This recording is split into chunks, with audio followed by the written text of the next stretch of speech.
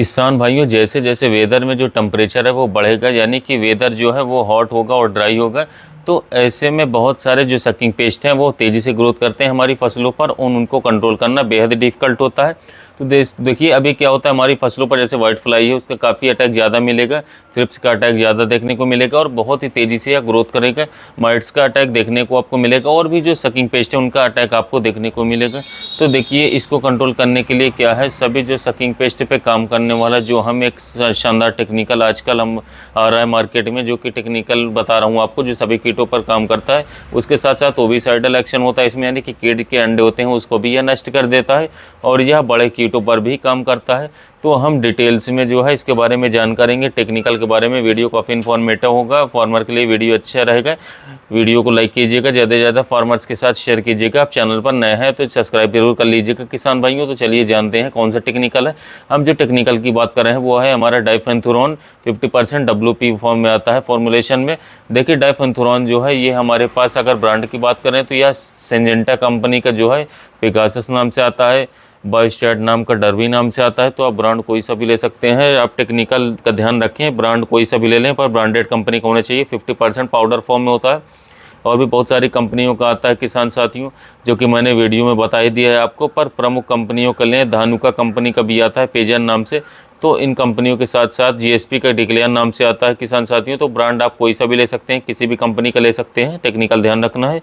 इस टेक्निकल की हम बात करें तो देखिए इसके अंदर तो एक तो स्ट्रॉन्ग ट्रांसलेमिनर एक्शन होता है, यानी कि जैसे ही हम इसे स्प्रे करते हैं बहुत ही तेज़ी से पत्तियों के आर पार हो जाता है। क्योंकि ज़्यादातर जो सकिंग पेस्ट होते हैं वो किसान भाइयों जो हमारी पत्ती होती है उसके निचली साइड बैठे हुए होते हैं।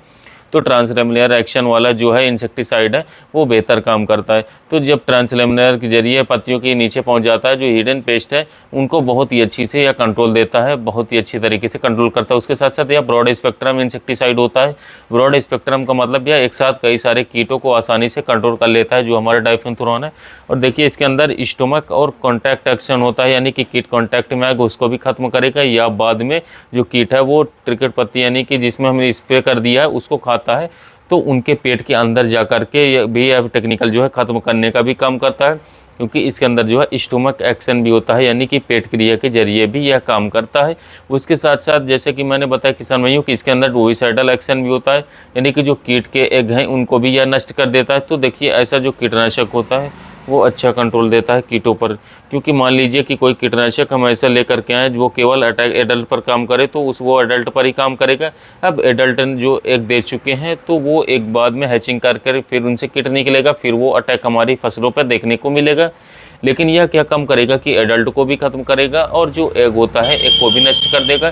तो इससे आगे चलकर भी हमें समस्या देखने को नहीं मिलेगी कीट की, और कीट पर यह लंबे समय तक कंट्रोल हमें दे करके रहेगा। तो इसके अंदर ओविसाइडल प्रॉपर्टीज़ भी देखने को मिलती है, जिससे कि इसके और भी अच्छे रिजल्ट देखने को हमें मिल जाते हैं। उसके साथ साथ देखिए कि अगर हम कीटों की बात करें कि यह कौन कौन से कीटों पर यह अच्छा काम करता है, तो जैसे ये वाइट फ्लाई पर अच्छा काम करता है। किसान भाइयों वाइट फ्लाई के लिए आप दे सकते हैं, थ्रिप्स के लिए दे सकते हैं, एफिड्स पे ये काम करता है, माइट्स पे ये काम करता है, जेसिड्स पे ये काम करता है किसान भाइयों। तो इन सभी कीटों पर जो है यह काम करता है। उसके साथ साथ किसान साथियों बात करिए जो हमारा DBM आता है उसको आप जानते हैं बहुत ही खतरनाक कीट होता है, यानी कि किसी डायमंड ब्लैक मॉथ होता है, जो इल्ली हरे कलर की इल्ली होती है। यह पत्ता गोभी की फसल पर बहुत ही ज़्यादा अटैक करता है, जैसे कि फूल गोभी है चाहे बंद गोभी है, उन पर बहुत ही ज़्यादा अटैक देखने को मिलता है। तो DBM पे भी इसका अटैक काफ़ी ज़्यादा हो तो भी कंट्रोल कर लेता है बहुत ही अच्छे से पत्ता गोभी के अंदर या बंद गोभी के अंदर। तो DBM की समस्या है, डायमंड ब्लैक मॉथ इल्ली की समस्या, तो उसके लिए भी आप इसका स्प्रे दे सकते हैं अच्छे से, उसको भी यह कंट्रोल करेगा। तो इन सभी कीटों को सभी सकिंग पेस्ट के साथ साथ जो है जो हमारा DBM है उसको भी यह कंट्रोल करने का काम करता है। यदि हम इसके डोज की बात करें किसान भाइयों कि हमें इसकी डोज़ क्या रखनी है, तो देखिए इसकी डोज जो हमें रखनी होती है किसान साथियों वो रखनी होती है किसान साथियों जो हम 1 ग्राम से लेकर के 1.25 ग्राम पर लीटर हम इसको मिला करके स्प्रे कर सकते हैं।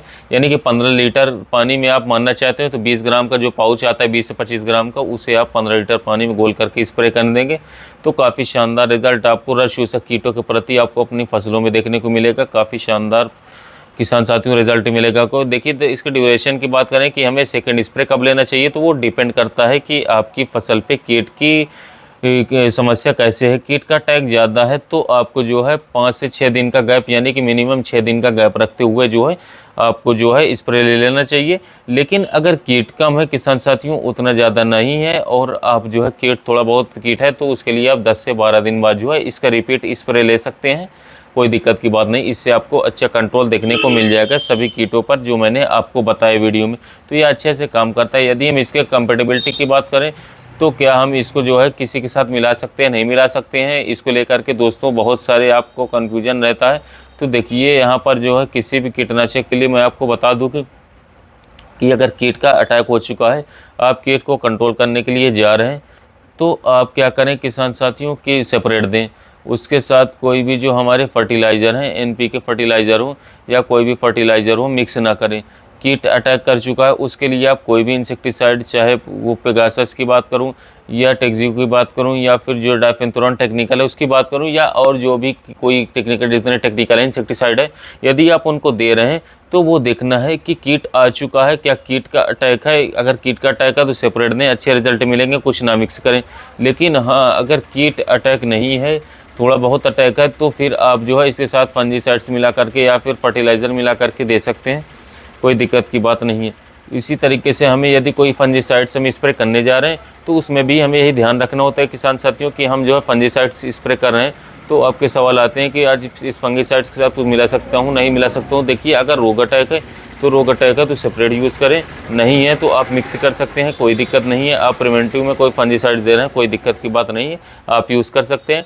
और ऐसी भी कोई कंडीशन हो सकती है कि कीट का अटैक है और फंगस का भी अटैक है, तो फिर फंजीसाइड्स और इंसेक्टिसाइड दोनों का कॉम्बिनेशन मिला करके आप यूज़ कर सकते हैं, कोई दिक्कत की बात नहीं। तो ये आपको हमेशा ध्यान रखना है हर टेक्निकल के लिए। देखिए, बहुत सारे किसान भाइयों के कमेंट देखने को मिलते हैं कि ये जो आप कीटनाशक बता रहे हैं इससे कैंसर होता है या फिर जो है एनवायरनमेंट के लिए जो है बहुत ही ज़्यादा खतरनाक है। तो देखिए, कोई भी टेक्निकल जो भी रासायनिक केमिकल आप यूज़ कर रहे हैं, सारे के सारे जो होते हैं एनवायरनमेंट के लिए जो है एनवायरनमेंट फ्रेंडली नहीं होते हैं, जो सभी एनवायरनमेंट को दूषित करते हैं और सभी कैंसर का कारण बनते हैं।